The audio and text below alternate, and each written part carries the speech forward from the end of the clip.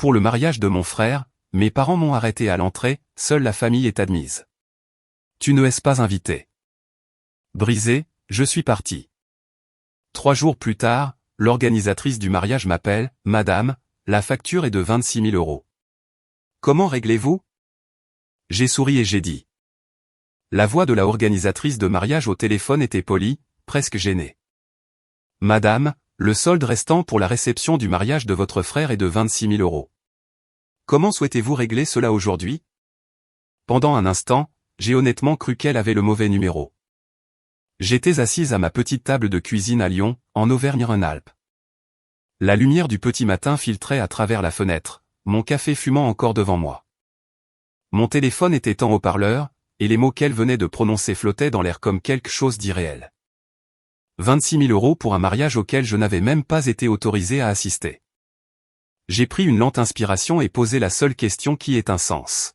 « Madame, ai-je dit doucement, pourquoi pensez-vous que je paie pour le mariage de mon frère ?» Il y eut une pause à l'autre bout de la ligne. « Eh bien, dit-elle prudemment, votre nom est inscrit comme garant financier sur le contrat de réception. » Et tout à coup, le souvenir de cette nuit-là m'est revenu en cascade, le vignoble, les guirlandes lumineuses, mes parents se tenant devant l'entrée comme des portiers, et la voix de ma mère disant ces mots, je n'arrivais toujours pas à croire qu'elle les dit. Seule la famille est autorisée à entrer. Vous n'étiez pas invité. 3 jours plus tôt, j'avais cru faire quelque chose de bien. J'ai 62 ans maintenant, et après une vie de travail, j'essaie de garder ma vie simple. Je vis seul dans une maison modeste d'un étage à Lyon, non loin de l'hôpital des vétérans, où je fais du bénévolat 2 fois par semaine, aidant les anciens combattants plus âgés à naviguer dans les formalités administratives et les rendez-vous. C'est calme ici. La plupart des matinées commencent de la même manière, café, les informations locales à la radio, une courte promenade dans le quartier si le temps est clément. Mais cette semaine avait été différente parce que mon jeune frère, Daniel, se mariait. Daniel a 8 ans de moins que moi. En grandissant, il était celui qui inquiétait le plus mes parents, celui qui avait besoin de plus d'aide, plus d'encouragement, plus de chance. J'étais son opposé, celle sur qui on pouvait compter. À 18 ans, j'ai rejoint la Marine nationale et j'ai passé 25 ans de service avant de prendre ma retraite. Mes parents étaient fiers à leur manière discrète, mais j'ai toujours eu l'impression que Daniel était celui dont ils se sentaient le plus proche. Pourtant, la famille est la famille. Et quand j'ai entendu parler du mariage, j'ai pensé qu'il était temps de me montrer. J'ai appelé mon coordinateur de bénévoles et j'ai demandé quelques jours de congé. Je me dirige vers l'Auvergne, lui ai-je dit. Mon frère se marie. Elle a ri chaleureusement. Eh bien, Marguerite, cela semble être une bonne raison pour un voyage en voiture. Et c'en était une. La route de Lyon à Clermont-Ferrand prend environ 4 heures si la circulation est fluide, et j'ai toujours aimé les longs trajets. Cela vous donne le temps de réfléchir. Je suis parti tôt ce jeudi matin avec un petit sac pour la nuit et un cadeau de mariage soigneusement emballé posé sur le siège passager. À l'intérieur de la boîte se trouvait un ensemble de verres en cristal simple. Rien d'extravagant, mais quelque chose de bien, quelque chose de pratique, quelque chose qui pourrait durer. Plus je me rapprochais de l'Auvergne, plus je me surprenais à me remémorer le passé. Notre maison d'enfance, les dîners du dimanche, ma mère fredonnant en cuisinant. La vie était plus simple à cette époque avant que les gens ne grandissent et ne s'éloignent. En fin d'après-midi, j'ai atteint le vignoble où avait lieu le mariage. C'était le genre d'endroit que l'on voit dans les magazines, maintenant des champs verts vallonnés, des rangées de vignes et une salle de réception de style grange décorée de lumière blanche. Des voitures bordaient l'allée de gravier. Les invités étaient bien habillés, riaient, prenaient des photos près de l'entrée. Pendant un instant, debout là avec mon cadeau à la main, je me suis senti pleine d'espoir. Peut-être que c'était le moment où les choses allaient recommencer à paraître normales. J'ai marché vers l'entrée, et c'est là que j'ai vu mes parents. Ils se tenaient juste devant les portes, accueillant les invités à leur arrivée. Mon père m'a repéré en premier. Son sourire s'est effacé. Puis ma mère s'est retournée. L'expression sur son visage n'était pas de la colère. C'était quelque chose de pire. De l'embarras. Elle s'est rapidement approchée de moi, baissant la voix. « Marguerite, que faites-vous ici ?» J'ai cligné des yeux, confuse. « Que veux-tu dire ?»« Je suis venue pour le mariage. » Elle a jeté un coup d'œil par-dessus son épaule vers l'entrée. Seule la famille est autorisée à entrer. J'ai failli rire. Maman, ai-je dit doucement, je suis de la famille. Elle a hésité. Puis elle a dit les mots que je n'oublierai jamais, vous n'étiez pas invité. Je me souviens de la façon dont les sons autour de moi sont soudainement devenus lointains. Des invités qui passaient. De la musique jouant à l'intérieur de la salle. Quelqu'un ouvrant une bouteille de champagne quelque part à proximité. Vous êtes sérieuse, ai-je demandé. Mon père s'est avancé, puis son expression s'est figée. Marguerite, nous ne pensions pas que vous viendriez réellement. J'ai regardé de l'un à l'autre. Daniel sait que je suis là. Ma mère a soupiré, visiblement mal à l'aise. Il a beaucoup à faire aujourd'hui. C'était leur réponse. Pas un manque de savoir, juste de l'évitement. Je suis resté là quelques secondes. Cela a semblé être une longue période. Puis j'ai hoché lentement la tête. Eh bien, ai-je dit doucement, je ne vais pas faire de scène. J'ai tendu le cadeau emballé à ma mère. Donnez ceci à eux. Elle l'a pris maladroitement. Et c'est tout. J'ai fait demi-tour et j'ai marché vers le parking. Le gravier a crissé sous mes chaussures lorsque j'ai atteint ma voiture. Je me suis assise au volant pendant un moment avant de démarrer le moteur. Pas en pleurant, juste en réfléchissant.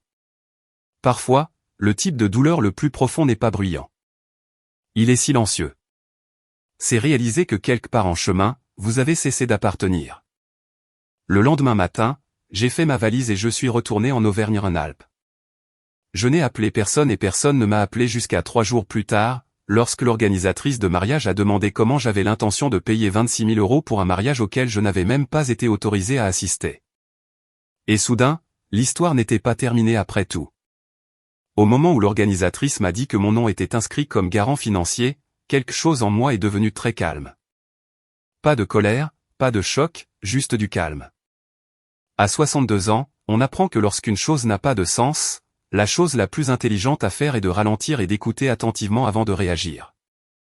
Madame, dis-je doucement au téléphone. Pourriez-vous expliquer exactement ce que vous voulez dire par là? La femme à l'autre bout, Claire, elle avait dit que c'était son nom, semblait soulagée que je ne crie pas. Eh bien, a-t-elle commencé prudemment, lorsque le contrat de réception a été finalisé, votre frère a indiqué que vous couvririez le solde comme cadeau de mariage. Votre nom et vos coordonnées ont été répertoriés comme la partie responsable. Je me suis penché en arrière sur ma chaise de cuisine. Mon frère vous a dit ça? Oui, madame. Et vous n'avez jamais parlé avec moi. Il y eut une pause. Eh bien, non.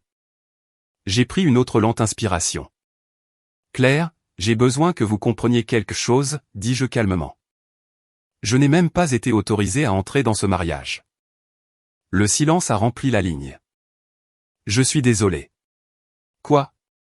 J'ai conduit 4 heures pour y assister, ai-je expliqué doucement. Mes parents m'ont arrêté à la porte et m'ont dit que je n'étais pas invité. Claire n'a rien dit pendant quelques secondes. Puis elle a repris la parole, sa voix nettement plus prudente. Ce n'est pas l'impression qu'on nous a donnée. Je pouvais l'imaginer feuilletant des papiers, regardant à nouveau le contrat. Serait-il possible, demanda-t-elle prudemment, que je vous envoie par email la documentation que nous avons en dossier? Ce serait très utile, dis-je.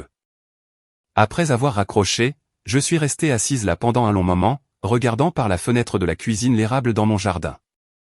Les feuilles commençaient tout juste à changer de couleur. L'automne me rappelle toujours à quel point les choses peuvent changer silencieusement. Un instant, tout semble normal. Puis soudain, tout le paysage change. Environ 20 minutes plus tard, l'email est arrivé.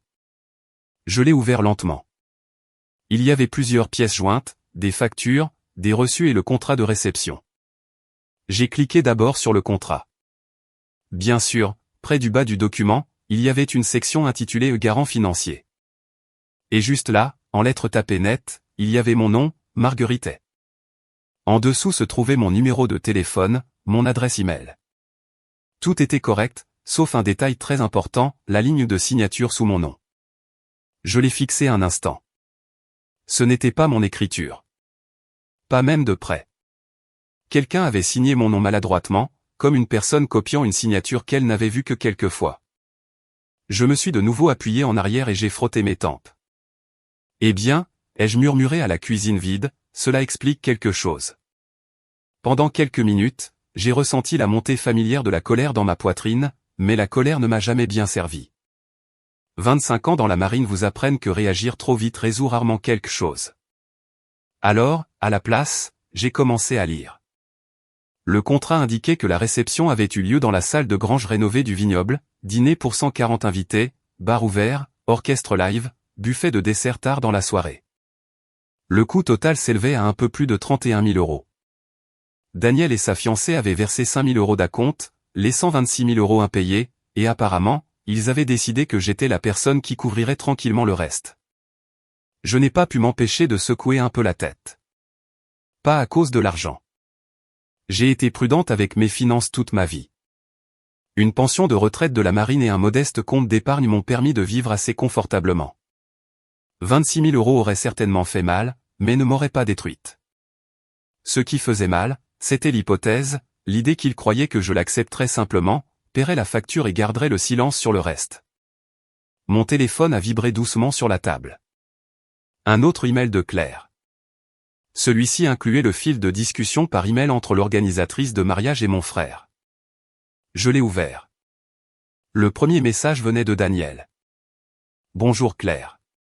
Juste pour confirmer que ma sœur Marguerite couvrira le solde restant comme cadeau de mariage. Elle vient de Lyon pour la cérémonie. Vous pouvez donc la contacter directement si nécessaire. En dessous se trouvait la réponse de Claire le remerciant pour la clarification. Puis un autre message de Daniel. Elle voudra probablement que la facture soit envoyée après le mariage pour ne pas gâcher la surprise. Je suis resté assise là, lisant ces mots 2 fois, puis une 3e fois. Finalement, j'ai fermé l'ordinateur portable. Pendant un instant, j'ai juste écouté le calme de la maison autour de moi. Le vrombissement du réfrigérateur, un chien qui aboie quelque part dans la rue. La vie normale continuait, complètement inconsciente du drame étrange se déroulant à ma table de cuisine. La vérité était que je n'étais même pas surprise. Daniel avait toujours eu une façon de laisser les autres nettoyer ses gâchis. Quand nous étions enfants, si quelque chose se cassait dans la maison d'une manière ou d'une autre, c'était moi qui finissais par m'excuser. S'il oubliait un devoir scolaire, j'étais celle qui l'aidait à le finir la nuit précédente. Nos parents appelaient cela être la personne responsable. Mais la responsabilité peut devenir un piège si l'on y prend garde. Les gens commencent à supposer que vous porterez des fardeaux qui n'ont jamais été les vôtres. Mon téléphone a sonné à nouveau vers midi. Cette fois, c'était Daniel. J'ai regardé l'écran s'illuminer avec son nom. Pendant une seconde, j'ai envisagé de laisser l'appel aller à la messagerie vocale, mais quelque chose m'a dit que je devais répondre. Bonjour, Daniel. Sa voix était tendue. Marguerite, qu'avez-vous dit au lieu de mariage? J'ai souri faiblement. Bonjour à vous aussi. Ce n'est pas drôle, a-t-il grogné. Ils disent que vous avez refusé de payer la facture. Je n'ai refusé rien du tout, dis-je calmement. J'ai simplement expliqué que je n'avais jamais accepté cela. Il y eut une longue pause. Vous étiez censé aider, dit-il finalement. Aider, répétai-je doucement.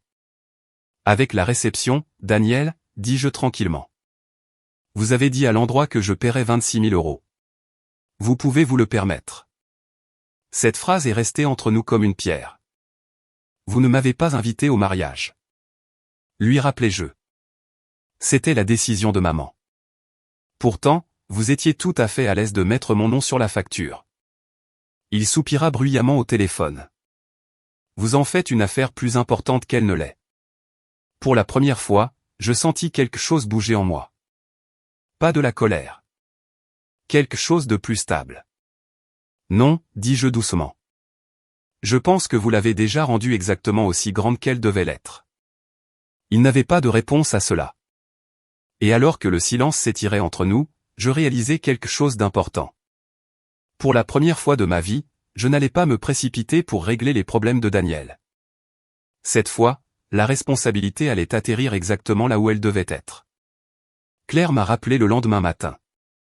Sa voix était plus douce cette fois, presque prudente, comme quelqu'un qui marche précautionneusement sur de la glace fine.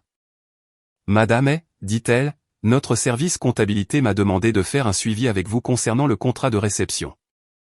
J'avais déjà versé mon café du matin et je m'étais installé dans la même chaise de cuisine où j'avais lu les documents la veille.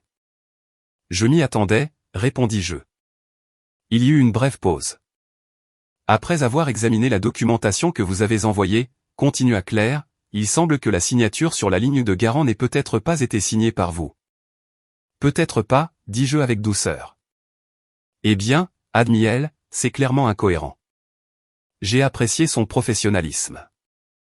Elle essayait de rester neutre tout en reconnaissant l'évidence. Je n'ai jamais signé ce document, dis-je calmement. Et je n'ai jamais accepté de payer pour le mariage de mon frère. Je comprends, répondit-elle. Notre service juridique a juste besoin d'une déclaration écrite confirmant que cela ne sera pas un problème. Nous avons parlé un peu plus du processus. Claire a expliqué qu'une fois ma déclaration soumise, le lieu réévaluerait qui était légalement responsable du solde restant. Avant de raccrocher, elle a hésité. Madame, si vous ne voyez pas d'inconvénient à ce que je demande, votre famille vous a-t-elle vraiment dit que vous n'étiez pas invité? Sa question m'a prise au dépourvu. J'ai regardé à nouveau par la fenêtre, la rue tranquille. Oui, dis-je simplement, ils l'ont fait. Je suis vraiment désolé, dit-elle. Et la sincérité dans sa voix m'a surprise. Après avoir terminé l'appel, j'ai tapé la déclaration qu'ils avaient demandée. C'était simple, juste quelques paragraphes confirmant que je n'avais jamais accepté de servir de garant financier et que la signature sur le contrat n'était pas la mienne. Je l'ai renvoyé par email en moins d'1 heure. Puis j'ai fermé mon ordinateur portable et j'ai continué ma journée. Cet après-midi-là, je suis allé au centre pour vétérans comme je le faisais toujours les mardis. Le bâtiment lui-même n'est pas élégant, juste un ancien complexe de bureaux en briques près de l'hôpital des vétérans où quelques-uns d'entre nous, bénévoles, aidons les anciens combattants à trier les papiers, les formulaires de prestation, la planification des rendez-vous, des choses comme ça.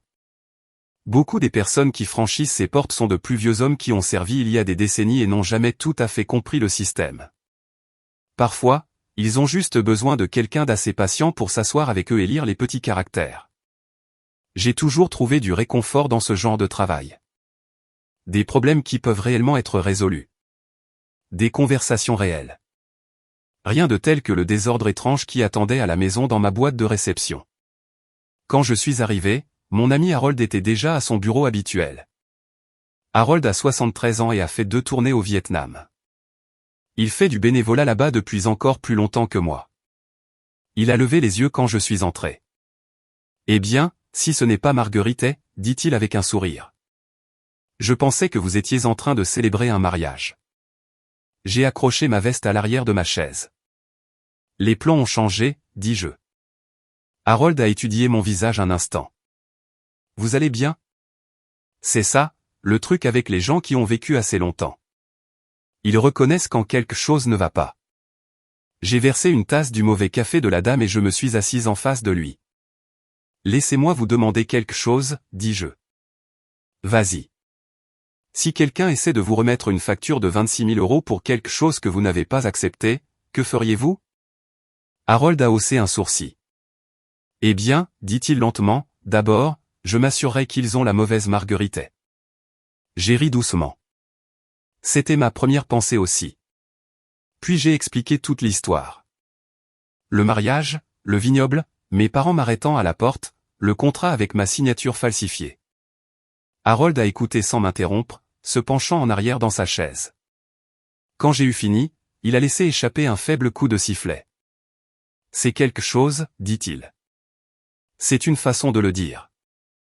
Il a secoué lentement la tête. Vous allez la payer? La réponse est sortie si facilement qu'elle m'a surprise. Harold a hoché la tête une fois, approbateur. Bien. Je l'ai regardé avec curiosité. Pas de leçon sur la loyauté familiale. Il a souri faiblement. Marguerite, j'ai vécu assez longtemps pour apprendre quelque chose sur la famille. Le sang peut vous relier, dit-il, mais le respect est ce qui fait la famille. Ces paroles sont restées avec moi le reste de l'après-midi car au fond, c'était exactement de cela qu'il s'agissait dans cette situation. Pas d'argent, de respect, ou plutôt du manque de celui-ci. Quand je suis rentré ce soir-là, un autre email m'attendait. Celui-ci n'était pas de Claire. Il venait de Daniel. L'objet disait simplement « Nous devons parler ». Je l'ai ouvert. Marguerite, le lieu dit que vous leur avez dit que vous n'étiez pas responsable de la facture. Cela nous cause un énorme problème. Maman et papa sont vraiment contrariés. Vous savez, ils ne peuvent pas se permettre quelque chose comme ça. Pouvons-nous trouver une solution, s'il vous plaît? J'ai lu le message 2 fois, puis je me suis penché en arrière sur ma chaise. Ce qui m'a le plus frappé, ce n'était pas la demande. C'était le ton. Daniel ne s'excusait pas. Il ne reconnaissait pas ce qui s'était passé au mariage. Il me demandait simplement de résoudre le problème, de la même manière que je l'avais toujours fait. J'ai fixé le curseur clignotant pendant un moment avant de taper ma réponse. Daniel, vous avez dit à l'endroit que je paierais pour un mariage auquel je n'étais pas invité. Je n'ai pas signé ce contrat. Je ne suis pas responsable de cette facture. Marguerite. Court. Clair. Honnête. J'ai appuyé sur envoyer. Environ 10 minutes plus tard, mon téléphone a de nouveau sonné. Cette fois, ce n'était pas Daniel. C'était mon père. J'ai regardé l'écran pendant quelques secondes avant de répondre. Bonjour, papa. Sa voix semblait plus vieille que je ne m'en souvenais. Marguerite, dit-il doucement. Nous devons parler. Et d'une manière ou d'une autre, j'avais le sentiment que cette conversation allait révéler plus que ce que quiconque dans ma famille n'aurait pu s'attendre. Mon père n'avait jamais été un homme qui gaspillait ses mots. Quand j'étais enfant, ses conseils venaient généralement en courtes phrases qui ressemblaient plus à des instructions qu'à des conversations. Des choses comme « finis ce que tu commences » ou « tiens-toi à tes décisions ». Alors, quand il a dit « Marguerite, nous devons parler », je savais que la conversation ne serait pas mineure. J'ai mis mon téléphone en haut-parleur et me suis rassé à table dans la cuisine. Très bien, dis-je calmement. De quoi voulez-vous parler? Il y eut une longue pause au téléphone. Je pouvais entendre le bruit de fond faible d'une télévision quelque part derrière lui. Probablement le même salon où Daniel et moi avions grandi. Finalement, il s'éclaircit la gorge. Le vignoble a appelé votre mère ce matin. J'imagine que oui. Ils ont dit que vous leur avez dit que vous n'étiez pas responsable de la facture. C'est exact.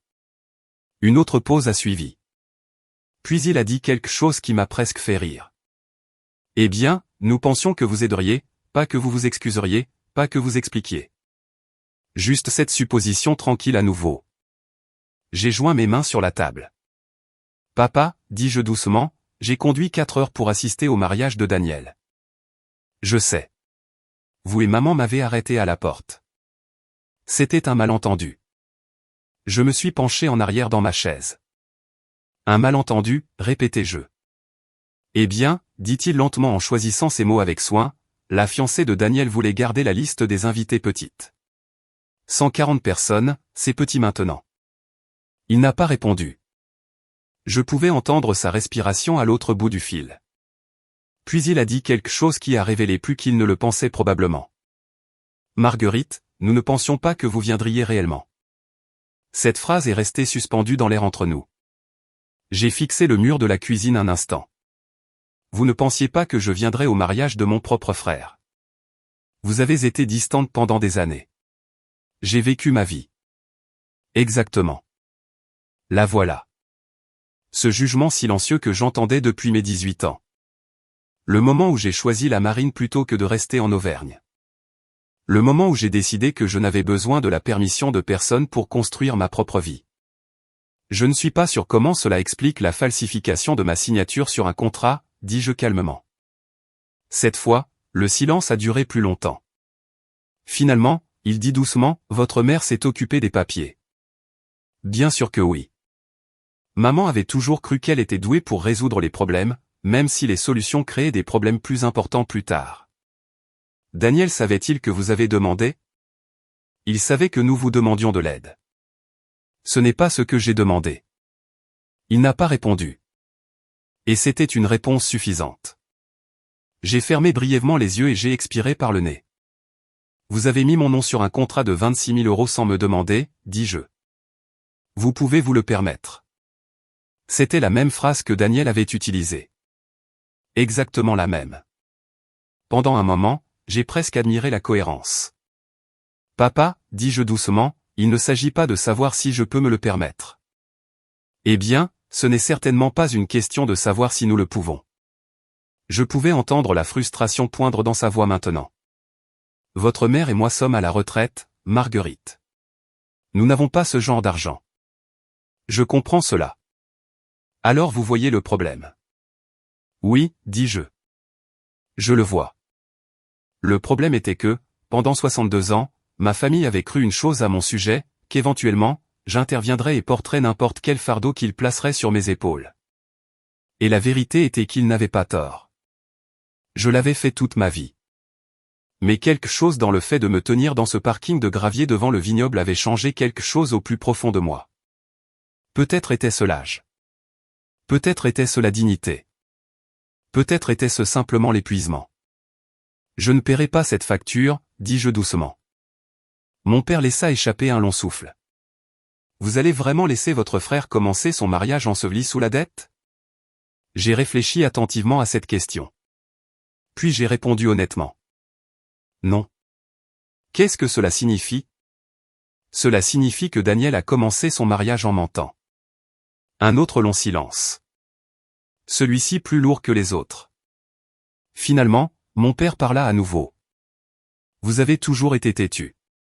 J'ai souri faiblement. Vous appeliez cela de la responsabilité. Eh bien, parfois la responsabilité signifie aider la famille. Et parfois, dis-je doucement, cela signifie leur apprendre à ne pas refaire la même erreur. Pendant plusieurs secondes, aucun de nous ne parla. Puis il dit quelque chose que je n'attendais pas. Votre mère est très contrariée. Je suis sûr qu'elle l'est. Elle dit, vous humiliez la famille. Cela m'a presque fait rire à voix haute. Papa, dis-je doucement. Ils ont dit à un lieu de mariage que je paierais pour une réception à laquelle je n'étais même pas autorisé à assister. Oui, mais cela était censé rester privé. J'ai secoué lentement la tête, et c'est là que c'est devenu parfaitement clair. Il n'avait jamais été question de bien ou de mal. Il s'agissait des apparences, de sauver la face, d'éviter l'embarras, et ils avaient supposé que la solution la plus simple était de me confier tranquillement le problème. Eh bien, dis-je calmement, ce n'est plus privé. Que prévoyez-vous de faire? Rien de dramatique, Marguerite.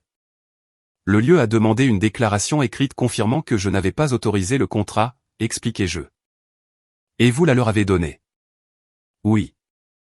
Alors, que se passe-t-il maintenant?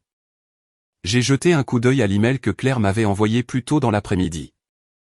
Ils vont attribuer la responsabilité aux personnes qui ont signé l'accord. Mon père ne parla pas pendant plusieurs secondes. Puis il posa la question que je savais venir. Cela signifie Daniel. Oui. Un autre long silence. Quand il parla à nouveau, sa voix semblait plus âgée que jamais. Vous avez changé. J'y ai réfléchi. Non, dis-je doucement. Je pense que j'ai juste finalement arrêté de porter des choses qui n'étaient jamais miennes à porter. La semaine suivante fut étrangement calme. Pas d'appel téléphonique en colère, pas de message dramatique. Juste le silence. Et à mon âge, j'ai appris que le silence signifie généralement l'une des deux choses suivantes. Soit les gens se calment, soit ils réfléchissent à ce qu'ils vont faire ensuite. Pour ma part, j'ai repris ma vie. Mercredi matin, je suis allé à l'épicerie comme je le faisais toujours. Même petit marché à 3 kilomètres de chez moi. Même caissière qui travaille là depuis des années. Bonjour, Marguerite, dit-elle en scannant mon pain et mes œufs. Bonjour, Suzanne. Dehors, le temps était devenu vif. Ce genre d'air du début de l'automne qui vous rappelle que l'été est officiellement terminé. Des choses simples, des choses normales. Mais sous cette routine calme, je savais que quelque chose d'autre se passait en Auvergne, car lorsqu'un lieu ne reçoit pas son paiement, il ne hausse pas simplement les épaules et n'oublie pas cela. Ils font un suivi, et ils font un suivi sérieusement. 3 jours plus tard, Claire m'a rappelé. Madame, je voulais vous informer de la situation. J'ai posé mon café et j'ai écouté. Notre service juridique a examiné la déclaration que vous avez envoyée avec la documentation du contrat. Cela semble minutieux, dis-je. Ça l'est. Elle fit une brève pause. Parce que la signature sur la ligne de garant ne peut pas être vérifiée comme étant la vôtre, le lieu ne peut légalement pas vous tenir responsable du solde. Cela a du sens. Cependant, continua-t-elle prudemment, le contrat a tout de même été exécuté par les clients principaux, votre frère et sa fiancée. La responsabilité leur revient donc. Oui. J'ai hoché lentement la tête même si elle ne pouvait pas me voir. Et ont-ils été informés? Oui, madame. Une autre petite pause. Votre frère semblait surpris. J'ai failli sourire. Eh bien, dis-je doucement, cela fait 2 d'entre nous. Claire a ri doucement. J'avoue que cette situation est inhabituelle. J'imagine que cela n'arrive pas souvent. Pas exactement comme ça. Elle a de nouveau hésité avant de parler. J'espère que vous ne m'en voudrez pas de dire cela, mais vous avez géré la situation avec un calme remarquable. J'y ai réfléchi. Des années dans la marine, dis-je, vous avez appris que réagir émotionnellement aggrave généralement les problèmes. Eh bien, dit-elle gentiment, pour ce que cela vaut, je pense que vous vous êtes comporté avec beaucoup de dignité. Après avoir raccroché, je suis resté assise tranquillement un instant. Ce n'était pas une victoire exactement, plus comme le rétablissement d'un équilibre qui était déséquilibré depuis longtemps. Ce soir-là, mon téléphone a de nouveau sonné. Daniel. J'ai laissé sonner 2 fois avant de répondre. Allô? Sa voix est venue tendue et tranchante. Ils ont transféré la facture sur moi. Oui, vous avez fait ça. Non, dis-je calmement. Vous l'avez fait. Vous auriez pu aider. J'aurais pu être invité. Cela l'a arrêté. Allez-vous vraiment continuer à en parler? Cela semble pertinent. Il expira bruyamment. Vous ne comprenez pas à quel point c'est embarrassant. Je me suis penché en arrière sur ma chaise. Daniel, vous avez dit à une entreprise que je paierais 26 000 € sans me demander. C'était censé être un cadeau. Un cadeau nécessite un consentement. Une autre pause. Vous rendez toujours les choses compliquées. Cette phrase me semblait si familière qu'elle me rendait presque nostalgique. En fait, dis-je tranquillement, c'est la première fois que je garde les choses très simples. Comment ça? Vous avez signé le contrat et maintenant vous en êtes responsable. Ce n'est pas juste. Je n'ai pas pu m'en empêcher. J'ai ri. Juste. Oui. Vous avez dit à l'endroit que j'allais payer. Vous êtes ma sœur. C'est vrai. Les familles s'entraident. Oui, dis-je. Elle s'invite aussi au mariage. Pendant plusieurs secondes, aucun de nous ne parla. Finalement, Daniel dit quelque chose de plus doux. Vous auriez vraiment payé, n'est-ce pas? Cette question m'a prise au dépourvu. J'y ai réfléchi honnêtement. Oui, dis-je, si vous l'aviez demandé. Il ne répondit pas immédiatement. Et quand il parla finalement, sa voix semblait différente, moins en colère. Maman a dit que vous aviez fait une scène au lieu de mariage. Je ne l'ai pas fait. Elle a dit que vous l'aviez embarrassée. Je lui ai donné un cadeau et je suis parti tranquillement. Un autre long silence suivit. Puis Daniel soupira. Les choses ont dégénéré. Elles l'ont fait. Nous étions sous beaucoup de pression pour planifier le mariage. Je suis sûr. Et maman pensait. Eh bien, elle pensait que je couvrirais la facture. Oui, la voilà. Enfin dit à voix haute. J'ai frotté mon front lentement. Daniel, savez-vous ce qui m'a le plus fait mal? Quoi? Pas l'argent. Alors quoi? L'hypothèse que j'accepterais d'être traité de cette façon. Il n'a pas répondu. Et pour la première fois depuis que tout cela avait commencé, la colère semblait s'être drainée de la conversation. Que se passe-t-il maintenant? Demanda-t-il doucement. Cela dépend de vous. Vous voulez dire la facture? Oui. Je n'ai pas 26 000 €. Je sais. Alors, que suis-je censé faire? J'y ai réfléchi un instant. Puis je lui ai donné la seule réponse honnête que j'avais, la même chose que la plupart des adultes font lorsqu'ils sont confrontés à une dette, vous trouvez une solution.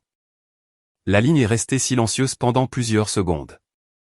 Puis Daniel parla à nouveau, mais cette fois sa voix portait quelque chose de nouveau, quelque chose que je n'avais pas entendu de lui depuis longtemps, l'incertitude. Marguerite. Oui. Est-ce que nous vous avons vraiment fait tant de mal? Je n'ai pas répondu immédiatement. Au lieu de cela, j'ai regardé par la fenêtre la lumière déclinante du soir. Oui, dis-je doucement. Nous l'avons fait. Et pour la première fois depuis le mariage, Daniel n'a pas discuté. Daniel n'a pas rappelé avant près de 2 semaines. Dans mes jeunes années, un tel silence m'aurait peut-être dérangé. J'aurais pu passer des heures à me demander ce que les gens pensaient ou si je devais appeler en premier pour arranger les choses. Mais là change votre perspective. Lorsque vous atteignez la soixantaine, vous commencez à comprendre que tous les silences n'ont pas besoin d'être comblés. Parfois, les gens ont besoin d'espace pour réfléchir aux conséquences de leurs propres choix. Alors, j'ai continué ma routine. Les feuilles dans mon quartier avaient pris des teintes plus profondes d'orange et de rouge.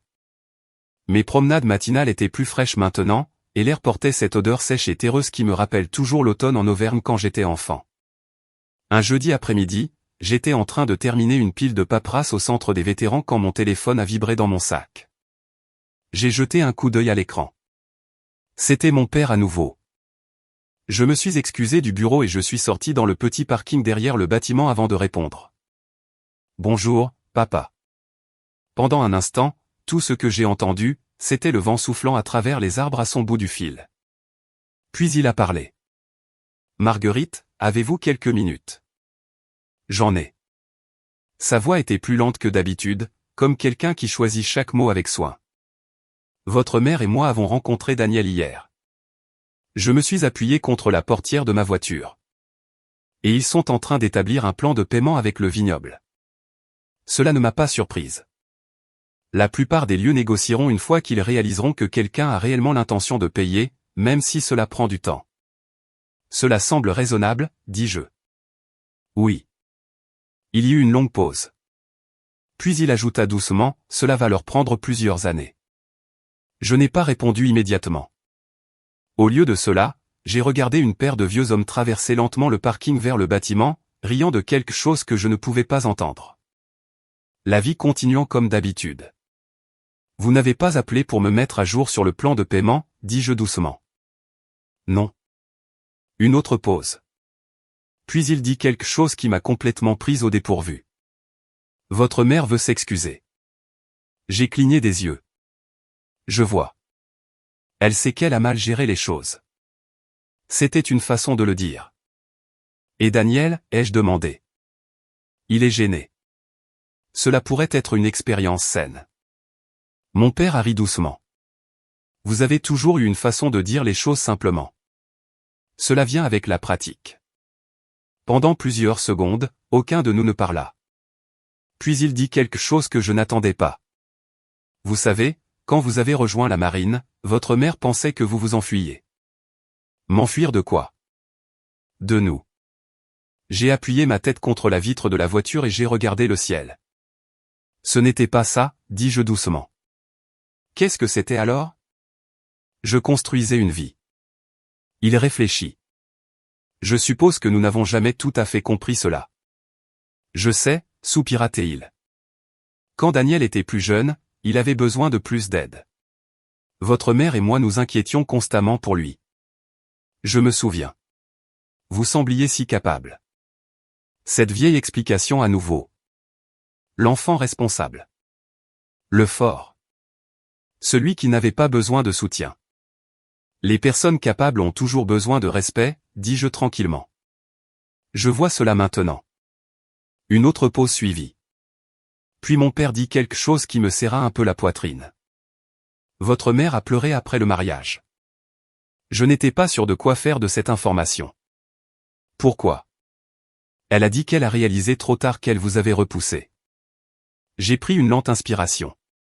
C'est étrange comment entendre quelque chose comme ça peut adoucir la colère que vous ne saviez même pas que vous portiez encore. Je n'ai jamais voulu de distance, dis-je. Je voulais juste être traité comme si j'avais de l'importance. Vous aviez de l'importance. Alors pourquoi a-t-il fallu 60 ans pour l'entendre? Il ne répondit pas. Au lieu de cela, il posa une autre question. Envisageriez-vous de venir en Auvergne pour Thanksgiving cette année? la question m'a surprise. Mes parents n'avaient jamais été du genre à inviter ouvertement des conversations difficiles. Mais peut-être que le temps change les gens, tout comme il change tout le reste. Je devrais y réfléchir, dis-je honnêtement. C'est juste. Et papa, oui. Si je viens, ce ne sera pas pour faire semblant que rien de tout cela ne s'est passé. Je ne m'attendrai pas à cela. J'ai hoché lentement la tête. Pour la première fois depuis le parking du vignoble, j'ai senti quelque chose se détendre au fond de ma poitrine. Pas le pardon exactement, mais la possibilité de celui-ci. Avant de raccrocher, mon père dit une dernière chose. Marguerite, oui, vous avez mieux géré cela que moi. J'ai souri faiblement. Cela vient avec l'expérience. Et lorsque l'appel fut terminé, je restai là un moment dans le parking silencieux, réalisant que parfois la vengeance la plus puissante n'est pas bruyante ou dramatique. Parfois, c'est simplement rester immobile assez longtemps pour que la vérité rattrape tout le monde impliqué. Thanksgiving est arrivé avec ce ciel gris et froid qui me rappelle toujours l'Auvergne à la fin de novembre. Je n'étais pas retourné chez mes parents depuis près de 4 ans. Le voyage vers le nord semblait différent cette fois. Pas lourd comme le voyage pour le mariage avait été, juste réfléchi, calme.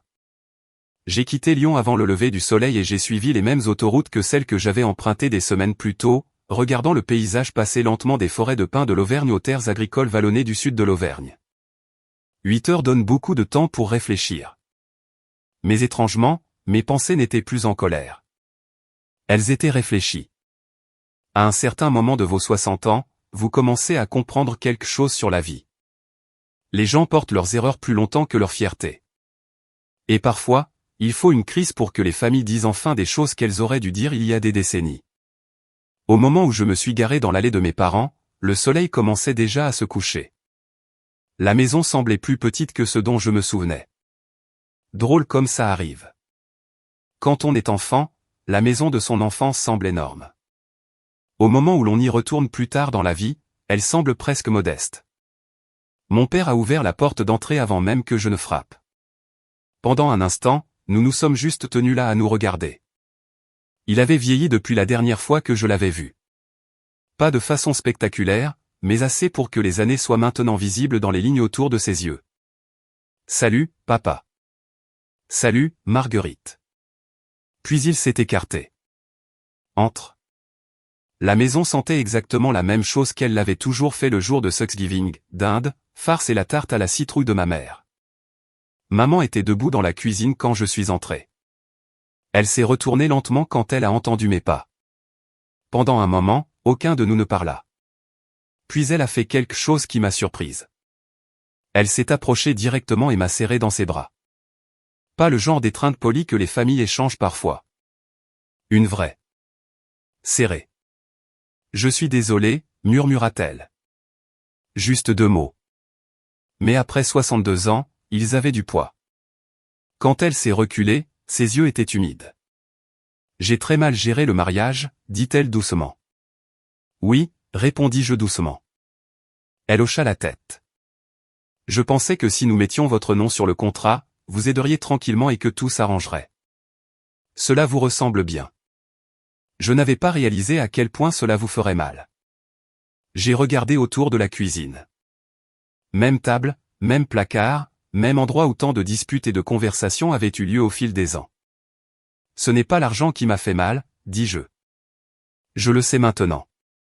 J'ai été blessé parce que vous m'avez dit que je n'étais pas de la famille. Ma mère ferma brièvement les yeux. C'était la pire erreur que j'ai faite depuis longtemps. Derrière nous, Daniel est entré dans la pièce. Il avait l'air différent aussi. Pas plus vieux, exactement. Juste plus humble. Sa nouvelle épouse, Émilie, se tenait tranquillement à côté de lui. Daniel s'éclaircit la gorge. Salut, Marguerite. Salut. Pendant un moment, nous sommes restés là tous les trois maladroitement. Puis Émilie parla.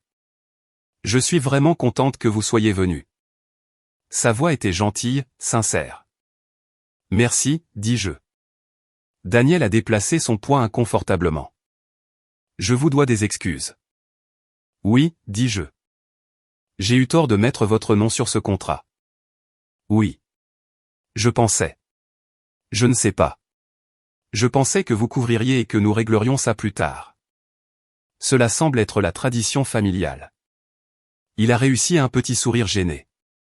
Nous sommes en train de le payer, dit-il.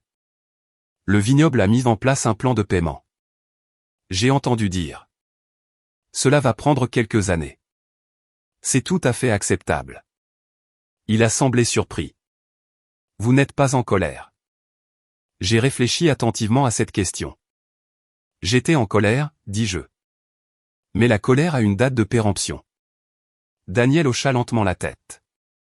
Je suppose que nous méritions ce qui s'est passé. Non, dis-je doucement. Vous méritez d'affronter les conséquences de vos choix. Émilie reprit la parole. D'une manière étrange, cela nous a même aidés.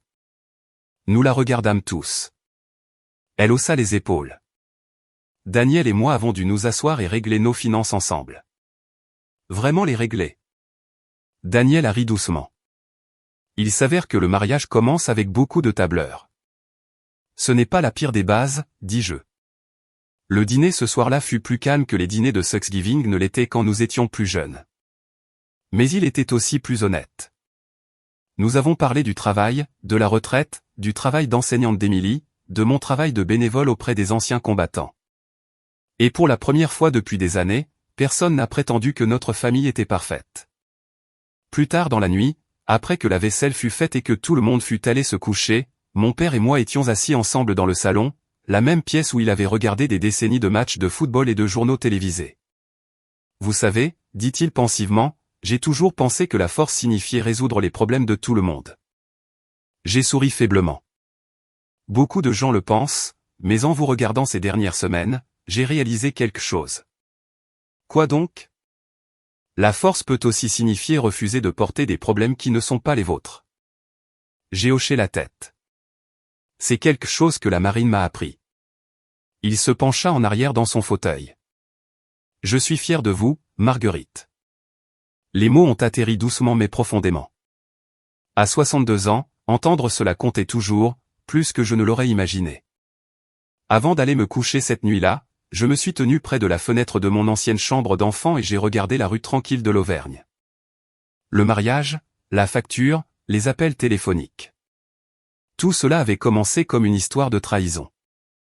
Mais d'une manière ou d'une autre, c'était devenu quelque chose d'autre. Un rappel que le respect compte plus que l'argent. Que l'honnêteté compte plus que les apparences. Et que parfois, la meilleure vengeance n'est pas de blesser quelqu'un en retour. C'est simplement de tenir sa position jusqu'à ce que la vérité ramène tout le monde à la même table.